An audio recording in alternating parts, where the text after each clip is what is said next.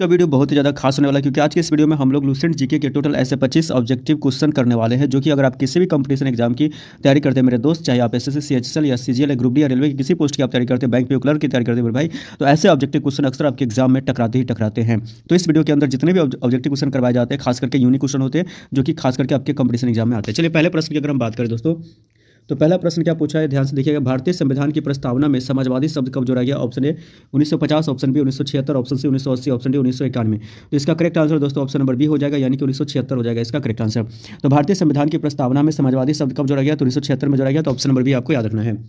चलिए फिर से प्रश्न संख्या पहले नंबर को हम लोग पढ़ेंगे। भारतीय संविधान की प्रस्तावना में समाजवादी शब्द कब जोड़ा गया? Option A 1950, option B 1976, option C 1980, option D 1991। इसका करेक्ट आंसर दोस्तों ऑप्शन नंबर बी हो जाएगा, यानी कि 1976 हो जाएगा इसका करेक्ट आंसर हो जाएगा। ठीक है, आपको याद रखना। चलिए बात कर लेते हैं अगले प्रश्न, यानी कि प्रश्न संख्या अगर हम 2 की बात करें तो इसमें क्या पूछा है कि न्यायपालिका की स्वतंत्रता किस देश के संविधान से ली गई है? Option A America, option B Britain, option C Canada, option D Ireland. दोस्तों इसका correct answer option number A हो जाएगा, यानी कि अमेरिका हो जाएगा इसका करेक्ट आंसर। न्यायपालिका की स्वतंत्रता किस देश के संविधान से ली गई है? तो अमेरिका से ली गई है। तो ऑप्शन नंबर ए आपको याद रखना है, अमेरिका। ठीक है, इसका करेक्ट आंसर दोस्तों ऑप्शन नंबर ए हो जाएगा। प्रश्न संख्या अगर हम 3 की बात करें तो प्रश्न संख्या 3 में क्या पूछा, अगर आप ध्यान से देखेंगे तो सत्यमेव जयते कहाँ से लिया गया है? सत्यमेव जयते कहाँ से लिया गया? Option A Rigveda, option B Upanishad यानी कि मुंडक उपनिषद बोलते हैं, option C Mahabharata, option D Ramayana. दोस्तों इसका correct answer option number B हो जाएगा, यानी कि उपनिषद यानी कि मुंडक उपनिषद से लिया गया है। सत्यमेव जयते कहाँ से लिया गया है? तो उपनिषद से लिया गया है, यानी कि मुंडक उपनिषद से लिया गया है। तो ऑप्शन नंबर बी इसका करेक्ट हो जाएगा। प्रश्न संख्या 3 को एक बार हम लोग फिर से पढ़ेंगे। सत्यमेव जयते कहाँ से लिया गया है? Option A Rigveda, option B Upanishad, option C Mahabharata, option D Ramayana. दोस्तों इसका correct answer option number B हो जाएगा, यानी कि उपनिषद यानी कि मुंडक उपनिषद से लिया गया है।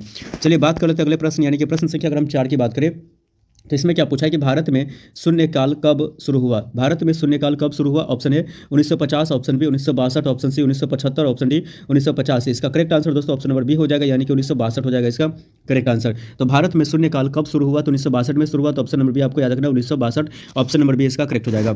चलिए बात कर लेते हैं अगले प्रश्न, यानी कि प्रश्न संख्या अगर हम 5 की बात करें, इसमें क्या पूछा है कि भारतीय राष्ट्रीय कांग्रेस की स्थापना कब हुई? भारतीय राष्ट्रीय कांग्रेस की स्थापना कब हुई? Option A 1885, option B 1905, option C 1919, option D 1920। दोस्तों इसका correct answer option number A हो जाएगा, यानी कि 1885 हो जाएगा इसका करेक्ट आंसर।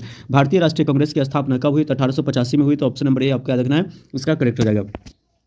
हम लोग प्रश्न संख्या 5 को एक बार फिर से पढ़ेंगे। भारतीय राष्ट्रीय कांग्रेस की स्थापना कब हुई? Option A 1885, option B 1905, option C है 1919, ऑप्शन डी 1920। दोस्तों इसका correct answer option number A हो जाएगा, यानी कि 1885 हो जाएगा इसका करेक्ट आंसर। चलिए बात कर लेते हैं अगले प्रश्न, यानी कि प्रश्न संख्या अगर हम 6 की बात करें दोस्तों, इसमें क्या पूछा है कि द्वितीय गोलमेज सम्मेलन में गांधी जी ने किसका प्रतिनिधित्व किया? तो द्वितीय गोलमेज सम्मेलन में गांधी जी ने किसका प्रतिनिधित्व किया? Option A Congress, option B Muslim League, option C British सरकार, ऑप्शन डी किसान सभा। दोस्तों इसका correct answer option number A हो जाएगा, यानी कि कांग्रेस हो जाएगा इसका करेक्ट आंसर हो जाएगा। तो द्वितीय गोलमेज सम्मेलन में गांधी जी ने किसका प्रतिनिधित्व किया? तो कांग्रेस का। तो ऑप्शन नंबर ए आपको याद रखना है। तो प्रश्न संख्या अगर हम 6 की बात करें, इसमें क्या पूछा है कि द्वितीय गोलमेज सम्मेलन में गांधी जी ने किसका प्रतिनिधित्व किया? तो option A Congress, option B Muslim League, option C British सरकार, ऑप्शन डी किसान सभा। दोस्तों इसका correct answer option number A हो जाएगा, यानी कि कांग्रेस हो जाएगा इसका करेक्ट आंसर। चलिए बात कर लेते हैं अगले प्रश्न, यानी कि प्रश्न संख्या अगर हम 7 की बात करें तो भारतीय संविधान का अनुच्छेद 32 किससे संबंधित है? भारतीय संविधान का अनुच्छेद 32 किससे संबंधित है? ऑप्शन ए समानता का अधिकार, ऑप्शन बी संवैधानिक उपचार का अधिकार, ऑप्शन सी है स्वतंत्रता का अधिकार, ऑप्शन डी है शिक्षा का अधिकार। दोस्तों इसका correct answer option number B हो जाएगा, यानी कि संवैधानिक उपचार का अधिकार हो जाएगा। तो भारतीय संविधान का अनुच्छेद 32 किससे संबंधित है? तो संवैधानिक उपचार का अधिकार से संबंधित, ऑप्शन नंबर बी आपको याद रखना है। अगले प्रश्न, यानी कि प्रश्न संख्या अगर हम 8 की बात करें दोस्तों, इसमें क्या पूछा है कि भारतीय संविधान का संरक्षक किसे कहा जाता है? ऑप्शन ए राष्ट्रपति, ऑप्शन बी संसद, ऑप्शन सी सर्वोच्च न्यायालय, ऑप्शन डी प्रधानमंत्री। दोस्तों इसका correct answer option number C हो जाएगा, यानी कि सर्वोच्च न्यायालय हो जाएगा। तो भारतीय संविधान का संरक्षक किसे कहा जाता है? तो सर्वोच्च न्यायालय को कहा जाता है। तो ऑप्शन नंबर सी आपको याद रखना है, सर्वोच्च न्यायालय। ठीक है, भारतीय संविधान का संरक्षक किसे कहा जाता है? तो सर्वोच्च न्यायालय को कहा जाता है। ऑप्शन नंबर सी आपको याद रखना है। चलिए बात करते हैं अगले प्रश्न, यानी कि प्रश्न संख्या अगर हम 9 की बात करें तो प्रश्न संख्या 9 में क्या पूछा है कि डॉक्ट्रिन ऑफ लैप्स किसने लागू किया? Option A Lord Curzon, option B Lord Dalhousie, option C Lord Mountbatten, option D Lord Ripon. दोस्तों इसका correct answer option number B हो जाएगा, लॉर्ड डलहौजी हो जाएगा इसका correct answer. Doctrine of lapse किसने लागू किया है? तो लॉर्ड कर्जन, लॉर्ड डलहौजी, यानी कि इसका करेक्ट आंसर ऑप्शन नंबर यानी कि लॉर्ड डलहौजी हो जाएगा। चलिए अगर फिर से प्रश्न संख्या 9 को हम लोग पढ़ेंगे। डॉक्ट्रिन ऑफ लैप्स किसने लागू किया? Option A Lord Curzon, option B Lord Dalhousie, option C Lord Mountbatten, option D है लॉर्ड रिपन। दोस्तों इसका correct answer option number B हो जाएगा, लॉर्ड डलहौजी हो जाएगा इसका करेक्ट आंसर हो जाएगा। चलिए बात कर लेते हैं अगले प्रश्न, यानी कि प्रश्न संख्या अगर हम 10 की बात करें, इसमें क्या पूछा है कि भारत छोड़ो आंदोलन कब शुरू हुआ? Option A 1940, option B 1942, option C 1945, option D 1939। दोस्तों इसका correct answer option number B हो जाएगा, यानी कि 1942 हो जाएगा इसका करेक्ट आंसर। भारत छोड़ो आंदोलन कब शुरू हुआ? तो 1942 में शुरू हुआ। तो ऑप्शन नंबर बी इसका क्या होगा? करेक्ट हो जाएगा। एक बार फिर से प्रश्न संख्या 10 को पढ़ेंगे, भारत छोड़ो आंदोलन कब शुरू हुआ? Option A 1940, option B 1942, option C 1945, option D 1939। दोस्तों इसका correct answer option number B हो जाएगा, यानी कि 1942 हो जाएगा। चलिए बात कर लेते हैं अगले प्रश्न, यानी कि प्रश्न संख्या अगर हम 11 की बात करें तो इसमें क्या पूछा है कि भारतीय संविधान की 8वीं अनुसूची किससे संबंधित है? भारतीय संविधान की 8वीं अनुसूची किससे संबंधित? ऑप्शन ए राज्यों की सूची, ऑप्शन बी भाषाएं, ऑप्शन सी न्यायपालिका, ऑप्शन डी चुनाव। दोस्तों इसका correct answer option number B हो जाएगा, यानी कि भाषाएं हो जाएगा। तो भारतीय संविधान की जो 8वीं अनुसूची है वो किससे संबंधित है? तो भाषाएं से, यानी कि ऑप्शन नंबर बी आपको याद रखना है, भाषाएं। चलिए बात कर लेते हैं अगले प्रश्न, यानी कि प्रश्न संख्या अगर हम 12 की बात करें तो इसमें पूछा है कि वर्नाक्यूलर प्रेस एक्ट किस वर्ष लागू हुआ? तो option A 1878, option B 1857, option C 1885, option D 1919। दोस्तों इसका correct answer option number A हो जाएगा, यानी कि 1878 हो जाएगा इसका correct answer. Vernacular press act किस वर्ष लागू हुआ है? तो 1878 में लागू हुआ है, तो ऑप्शन नंबर ए इसका याद रखना है। चलिए एक बार फिर से प्रश्न संख्या 12 को हम लोग पढ़ेंगे। तो प्रश्न संख्या 12 में क्या पूछा है कि वर्नाक्यूलर प्रेस एक्ट किस वर्ष लागू हुआ? तो option A 1878, option B 1857, option C 1885, option D 1919। दोस्तों इसका correct answer option number A हो जाएगा, यानी कि 1878 हो जाएगा इसका करेक्ट आंसर।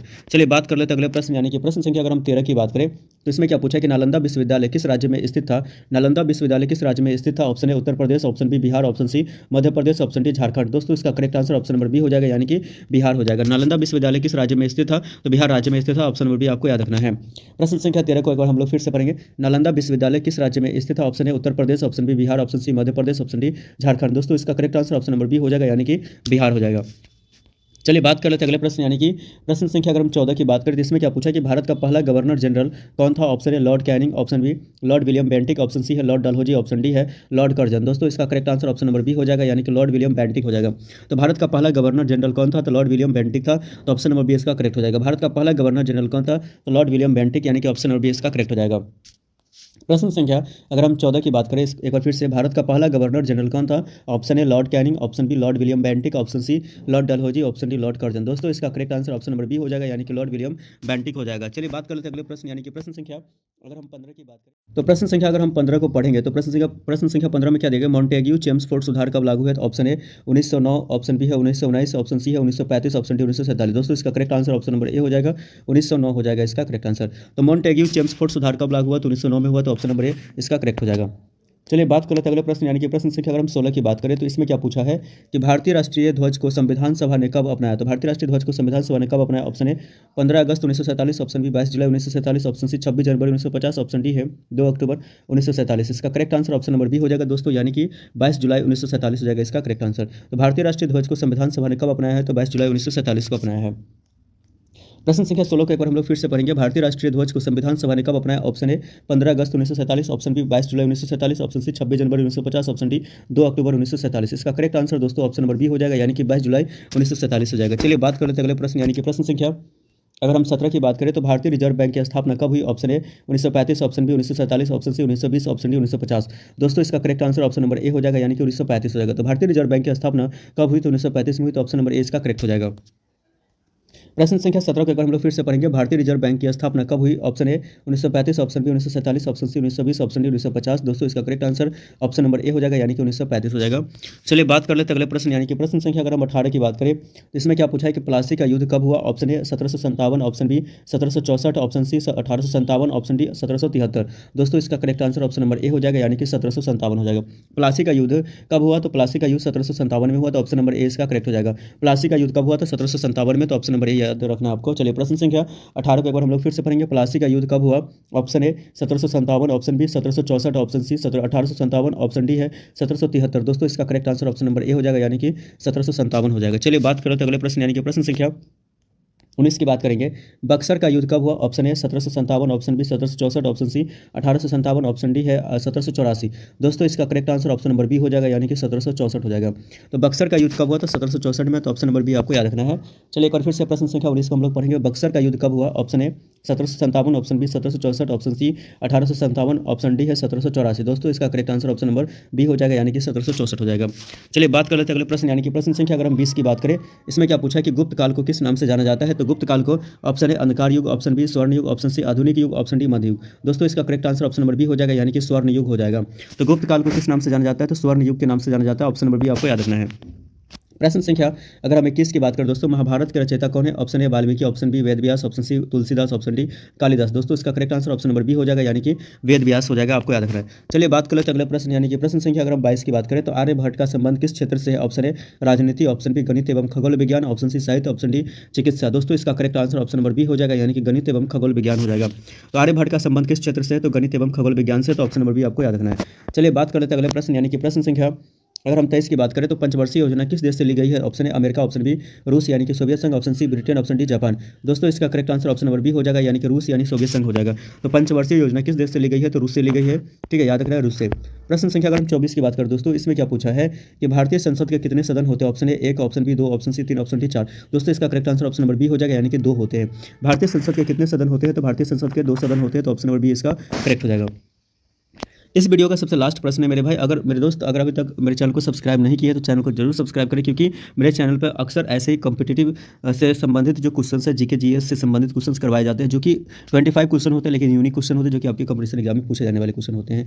तो चैनल को जरूर सब्सक्राइब करें, ज़्यादा से ज़्यादा वीडियो को शेयर करें और सपोर्ट करें। चलिए अगर हम इस वीडियो के सबसे लास्ट प्रश्न की बात करें तो नियंत्रक एवं महालेखा परीक्षक की नियुक्ति कौन करता है? ऑप्शन ए प्रधानमंत्री, ऑप्शन बी राष्ट्रपति, ऑप्शन सी संसद, ऑप्शन डी सुप्रीम कोर्ट। दोस्तों इसका correct answer option number B हो जाएगा, यानी कि राष्ट्रपति हो जाएगा। तो चलिए मिलते हैं नेक्स्ट वीडियो, तब तक के लिए बाय बाय।